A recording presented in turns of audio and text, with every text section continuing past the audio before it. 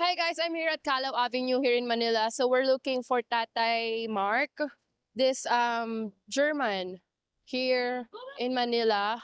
So we will ask a random people here in Manila. So maybe we can find him. And also he messaged us. Facebook here. He messaged me. He said, "My friend, I need some help with my passport. I'm still on Calao Avenue. This is the Calao Avenue.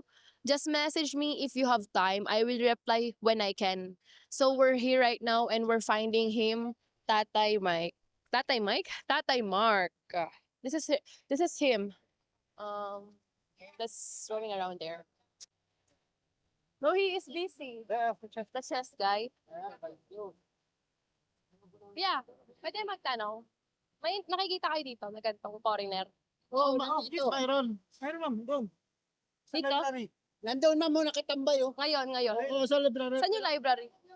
Doon ako makatulo-dulo. Jollibee, Jollibee. Jollibee. Saan siya magtatambay dyan? Saan yung library? Malapit lang. Street ka pa din sa dulo. Oo, street. Si ano to eh. Mark! Mark. Oo, na yan, pre. Oo, Ah, sige. Sige.